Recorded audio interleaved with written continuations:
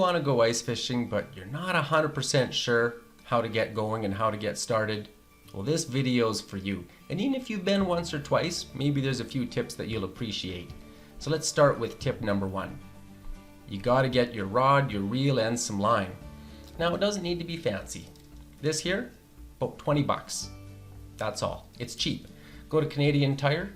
You just get an ice fishing combo. You can go on Amazon, probably even get it cheaper yet again.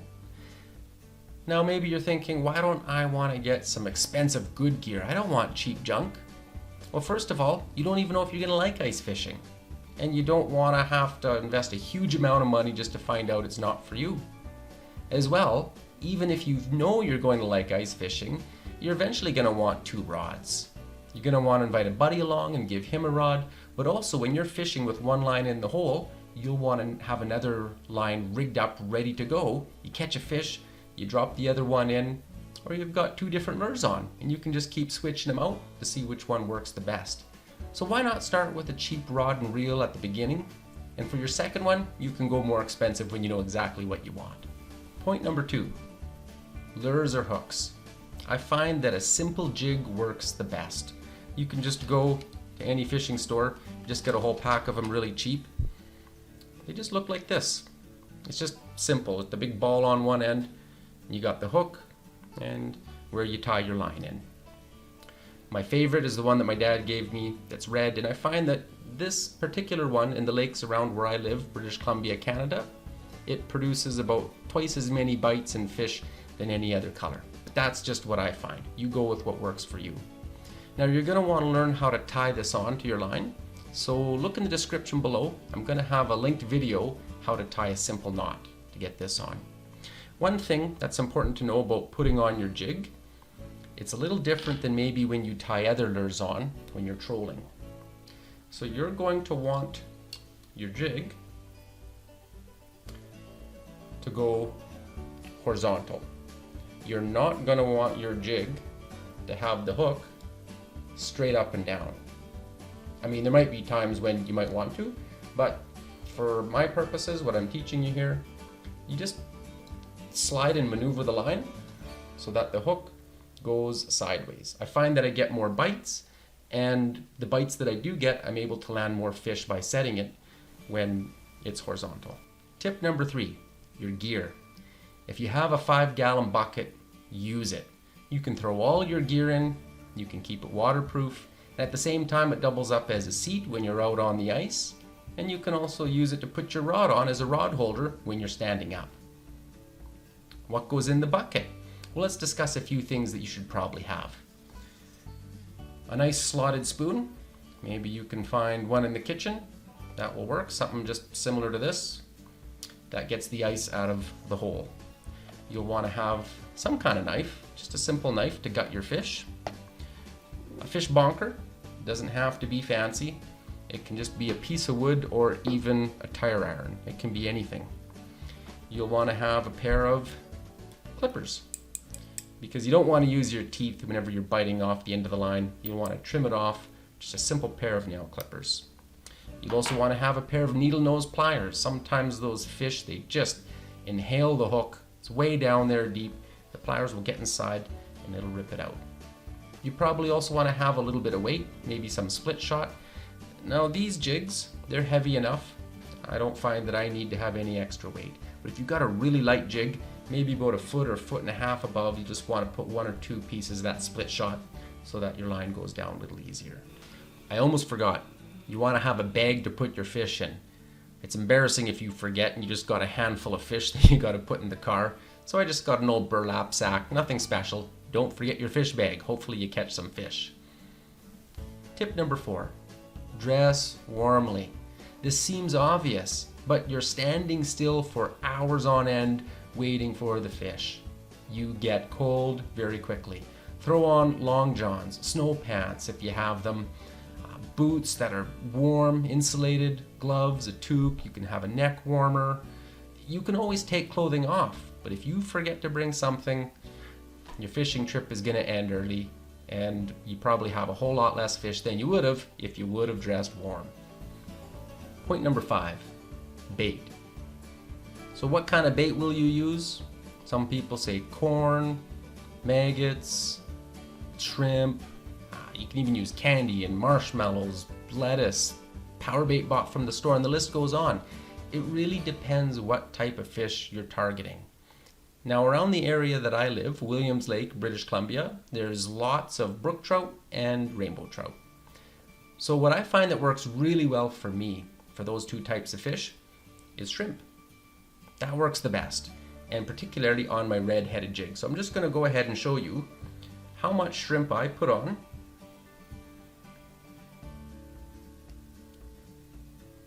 Okay, I probably could have done a better job, but that's about how much shrimp that I put on. Now, it looks like a lot, but I just find it works.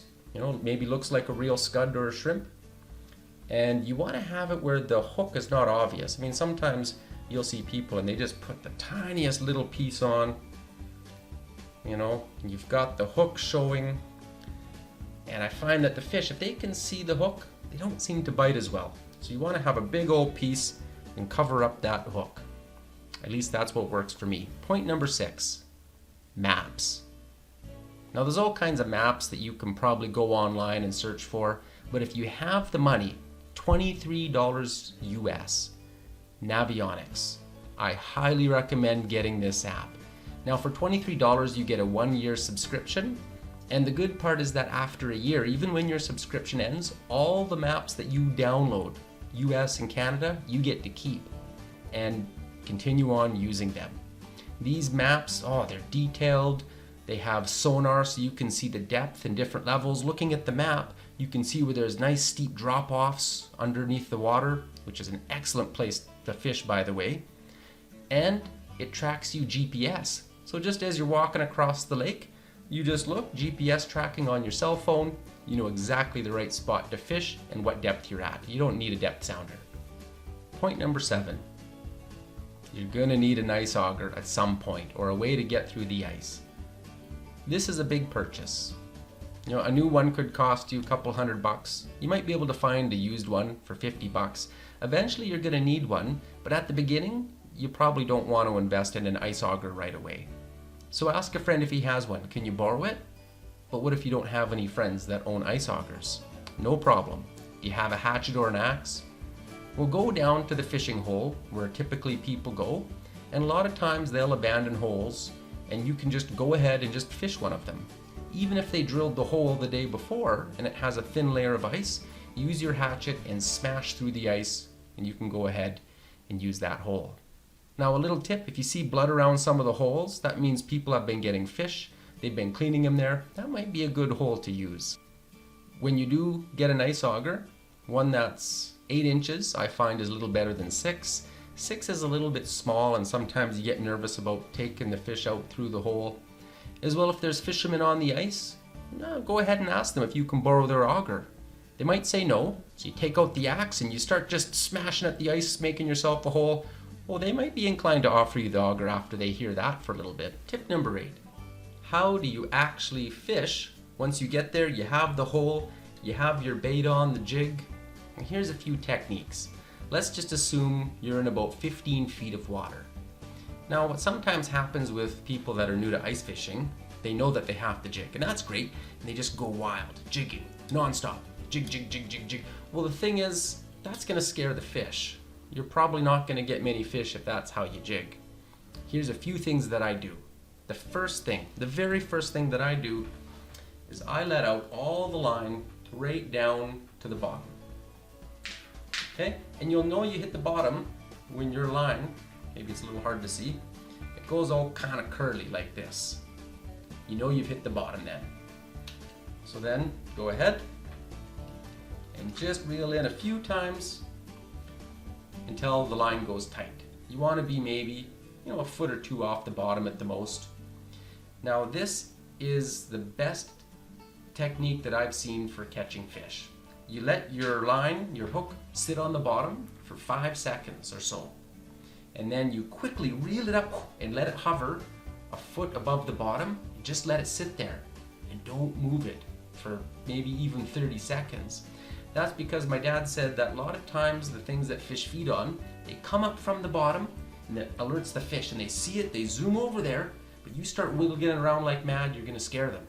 So let it sit on bottom, reel it in, a couple reels real quick, and then just let it sit there for 30 seconds. Now, if that doesn't work, go ahead, just give a little jiggle, a couple of jigs, and then stop. Just hold your line, 10, 15 seconds or more. Jiggle, just a couple of jigs, and then let it sit. You don't have to sit there and just jig the thing non-stop. That's not gonna work. Another thing that I do, I go to the bottom, I pull it up, I do a few jiggles, I wait, a couple more jigs, I wait, nothing. I start to reel in slowly. So I slowly reel in half a turn. Then I wait, 10, 15 seconds, nothing. Jig, wait another 10, 15 seconds, nothing. I go up another half reel. The idea is that I'm presenting my lure and my bait at different levels in the water. And I do that until I go all the way to the top. Then I start all over again. Let my line out all the way to the very bottom. Wait 5 seconds, reel in, 1, 2, 3, 30 seconds, do it all over. You'll be amazed at how many fish you catch doing this, as opposed to just sitting there bobbing your line all day, scaring the fish away. And once you do find the level where you're consistently getting the fish to bite at, because sometimes it's right off the bottom, sometimes it's mid-column, sometimes it's only a few feet down. Well, you're gonna find out where the fish are biting at using this method. Tip number 9. How do you set the hook, or how do you land the fish? This isn't like trolling in a boat, because when you're trolling in a boat, your lure's moving through the water, and when a fish bites, your line goes and you know that you've got a fish. It's not the same thing when your line's just stationary sitting there in the water, because the fish will come along, he'll sometimes just inhale the bait, no, he doesn't like it and spits it back out again, and you'll hardly see your line move at all. It might look just like a bit of a nibble, and you think, oh no, I gotta wait until the fish really bites. Well, sometimes they do get hooked on the lure themselves, and you will see the line go crazy, but more often than not, you just see your tip just sort of doing that. Well, when you see that, what you have to do is you've got to just try to set it and reel in a couple of turns. You find more often than not that you have a fish on, even though you just see it, it's just nibbling. Try to set it, try to reel in.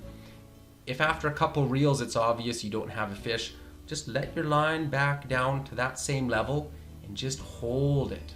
Don't jig it, don't move it, just hold it there. See if the fish will come back. Maybe you got a little bit of a scare, but sometimes he'll come back. If not, jig, wait, jig, wait, then repeat. Go to the bottom, repeat the whole process all over again. If you wait until your rod bends over hard before you reel in the fish, you're probably going to miss about 75% of your fish that way. It looks just like a little nibble. You got to set, you got to reel in. Point number 10, landing the fish. You catch the fish, you're reeling him in, you're excited, you yank him straight up out of the hole. The fish comes up, the hook comes off, the fish goes right back down the hole. You lost your fish. That's so painful. So what you're going to want to do is whenever you get your fish, you're going to want to lift him out to the side as quickly as possible. Get him away from the hole. Don't lift him straight up. And maybe even put your boot or something in between the fish and the hole so he doesn't wiggle his way and go back down. Now, of course, when you get the fish out, you're going to want to kill him humanely. So you get your piece of wood, your bonker, your tower iron, whatever you have, and give him a big whack right behind where the eyeballs are. Might take 2 or 3 times, and make sure that you kill him. It's good to clean your fish right away, because if you don't gut your fish and you leave them for a long time, the fish can taste fishy tasting. It can taste bad. This isn't as big of a deal in the winter time though. It's a lot more important that you do that in the summertime, but still, it's a good idea to gut your fish before you go home. And I usually do this if the fishing's good at the end of my entire fishing period when I've limited out. So that's it. That's the 10 tips to get you out there and ice fishing right away. So if you've got more tips, please put them in the comment section below. It helps all of us as a fishing community to get better and improve the art of fishing. Of course, if you like the content and you'd like to see more, please hit the subscribe button, and that'll encourage me to keep making videos for you.